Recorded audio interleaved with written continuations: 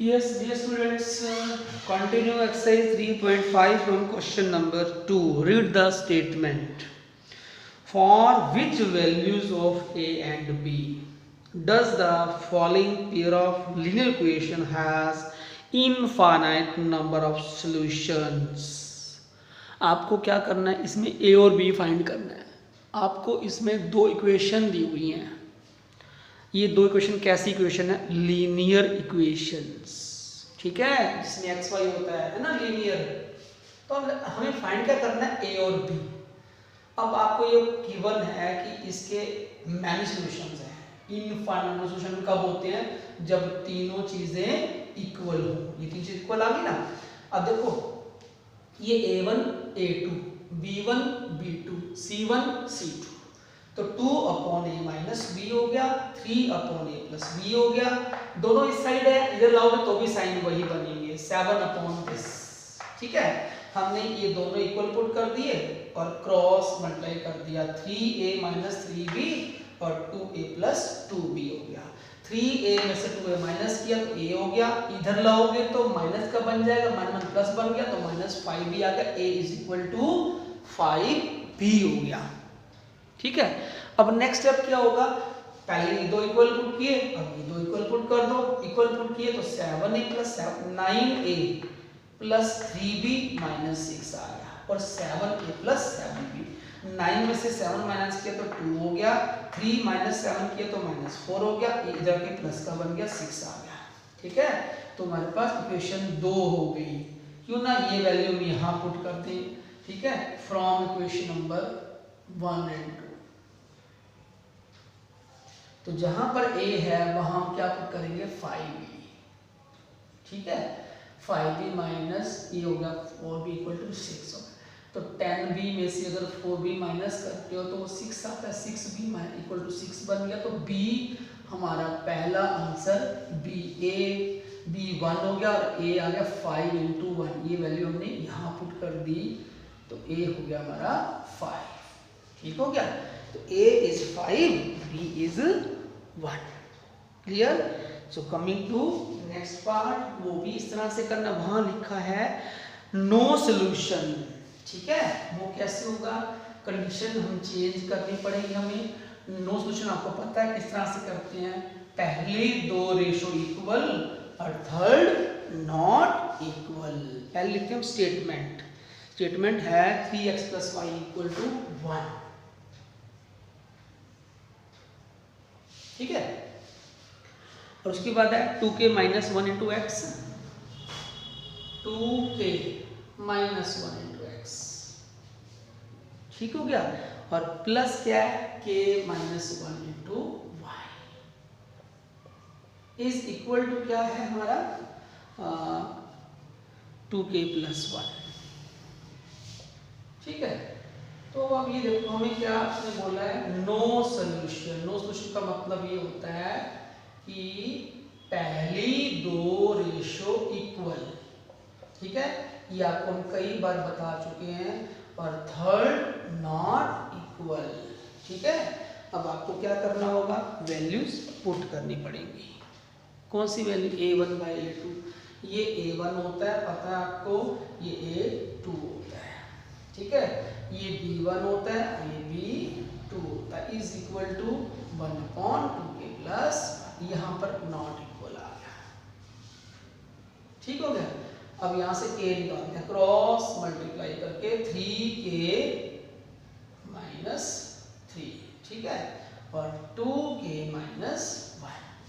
तो 3k में से 2k माइनस कर दिया, माइनस 1 प्लस 3 कितना होता है? 2। तो k इज इक्वल टू 2। ठीक है, इसका मतलब अगर k 2 होगा ना तो दोनों बराबर आएंगे।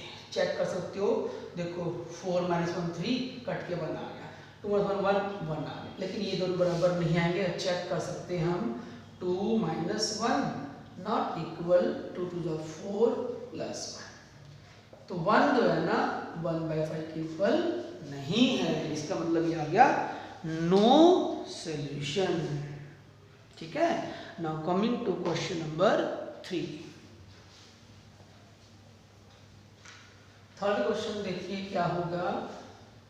At the end of this chapter, I will send you the PDF file of this chapter. I think I have already sent this file. पहले भी आपको हम सेंड कर चुके हैं, फ्यूचर में दोबारा सेंड कर देंगे इसको। क्वेश्चन नंबर 3, 8x + 5y -9 लिख दो इज इक्वल टू 0 कर दो, और 3x + 2y -4 इक्वल टू 0। आपको क्या करना है, इसमें एक्स वाई निकालना है, बट मेथड का नेम आपको पहले हम कर चुके हैं, क्रॉस मल्टीप्लिकेशन मेथड। ठीक है, ये ही हमारा मेथड होता है, क्रॉस मल्टीप्लिकेशन मेथड। ठीक है, क्या करते हो आप, पहले लिखते हो x, फिर y, उसके बाद 1। कोड आपको याद है 2 3 1 2 का, B C A B, पहले B1 B2 5 और 2, फिर उसके बाद C1 C2 A1 A2 और B1 B2, फिर से 5 और 2 आ गया। ठीक हो गया, ये इससे मल्टीप्लाई, इससे मल्टीप्लाई, इसको इससे, इसको इससे, इसको इससे और इसको इससे, तो x अपॉन क्या आ गया 5 4 20। नीचे कोई साइन चेंज, जब ऊपर जाओगे तो साइन चेंज करना है, कई बार बता चुके हैं आपको। 9 तो 18 -18 बन रहा है, प्लस बना दो। ठीक है, फिर y अपॉन -27 बन रहा है, ऊपर जाओगे तो प्लस का बन जाएगा, क्योंकि साइन चेंज करना है, और 1 अपॉन 8 to the 16 बन गया, और माइनस का 15 आ जाएगा। ये बन गया हमारा x अपॉन -2, ये बन गया हमारा y अपॉन 5, और ये बन गया 1। क्लियर? आपको पता है क्या करना होता है, इसको इसके इक्वल पुट करते हैं, तो x की वैल्यू आ गई हमारी -2, और y अपॉन 5 1 है, तो y कितना हो गया हमारा 5। क्लियर? तो ये आपका था क्रॉस मल्टीप्लिकेशन मेथड। ठीक है, नेक्स्ट क्वेश्चन में आपको लिखा है किसी भी मेथड से सॉल्यूशन फाइंड कर सकते हो। क्वेश्चन नंबर 4 के हमारे 5 पार्ट्स हैं, तो आज हम पहला पार्ट शुरू करते हैं इसका। वर्ड प्रॉब्लम्स जो है वो शुरू हो गई अब आपकी, जिसमें स्टेटमेंट बड़ी बड़ी स्टेटमेंट दी होती है, वो कहते हैं वर्ड प्रॉब्लम्स। ठीक है, तो 5th का फर्स्ट पार्ट हमारा क्या है, स्टेटमेंट, सॉरी 4th का फर्स्ट पार्ट स्टेटमेंट रीड करते हैं। कहते हैं part of monthly hostel charges is fixed. आपको पता है जब हम किसी हॉस्टल में रहते हैं तो हमें कुछ फिक्स चार्ज पे करना पड़ता है, बट जो वो रेंट होता है, लेकिन जो मेस चार्जेस होते हैं वो अलग होते हैं, वो डिपेंड करते हैं कितने दिन आपने मेस में फूड खाया। ठीक है, फूड लिया। ठीक है, तो दो चीज़ें हो गई।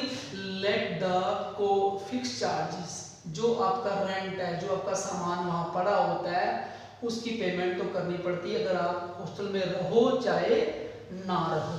ठीक है ना, हॉस्टल में रहोगे तो भी यही पेमेंट है, क्योंकि आपका जो लगेज, जो सामान है वो तो वहीं पड़ा हुआ है ना, तो इसलिए हम बोलते हैं फिक्स चार्जेस हमारे एक्स हो गए। आगे है cost of food per day, आप एक दिन में कितना खाना खाया आपने, cost of food per day ₹y।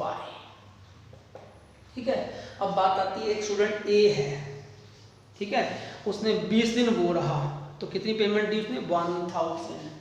X उसने देना ही है, 20 दिन रहा तो 20 दिन खाना खाया उसने, 20 डेज हो गया, इज इक्वल कितना पे किया 1000 रुपीज। क्लियर हो गया? फिक्स चार्जेस में फूड के चार्जेस प्लस कर दोगे तो इतना उसने पेमेंट की है। ठीक है, फिर आता है दूसरा, एक कोई बी पर्सन है, वो रहा 26 डेज वो रहा, तो कितना पेमेंट की उसने 1180। ठीक है, आई रिपीट द स्टेटमेंट क्या, इसमें जो हमने लिखा है उसको रिपीट करते हैं कि फिक्स चार्जेस तो देने ही है, 20 दिन का खाना खाया, टोटल चार्जेस में 1000 रुपीज दे दिए हैं। फिर एक ए, ये ए के लिए है और ये बी के लिए है, ठीक है। ए और बी दो पर्सन हैं, ए रहा 20 डेज में चार्जेस जो दिए उसने 20 वाई दिए, और दूसरा जो है उसने दिए बी ने कितने दिए 26 डेज के, ज़्यादा दिन रहा ना तो ज़्यादा पेमेंट की। तो अब दोनों को माइनस कर दो, क्योंकि साइन पहले से ही इक्वल। हम क्या प्रेफर करते हैं, एलिमिनेशन मेथड। 26 में से 6 माइनस कर दो तो माइनस का 6 आ गया, इसमें से माइनस कर दो तो 180 आ गया। इसका मतलब ये है कि फूड चार्जेस जो है ना पर डे, मेस चार्जेस ₹30 है, और कितना रेंट कितना दिया x, इसमें पुट कर दो 20 इंटू 30 इक्वल टू 1000। तो 1000 में से 600 माइनस किया, कितना हो गया 400, ठीक है। तो फिक्स चार्जेस हमारे कितने हुए ₹400, ठीक है। और जो मेस चार्जेस हैं, जितने दिन उसने खाना खाया वो 30 रुपये, 30 रुपीज पर डे के हिसाब से उसने पेमेंट करनी है। 400 दोनों के लिए फिक्स है, लेकिन मेस के चार्जेस 30 रुपये पर डे हैं, एक 26 दिन रहा, एक 20 डेज रहा, ठीक है। सो नेक्स्ट क्वेश्चन नंबर, जो इसका सेकंड पार्ट है वो भी लिख लो आज। नेक्स्ट सम हम पहले भी कर चुके हैं, फ्रैक्शन वाला sum already you have done.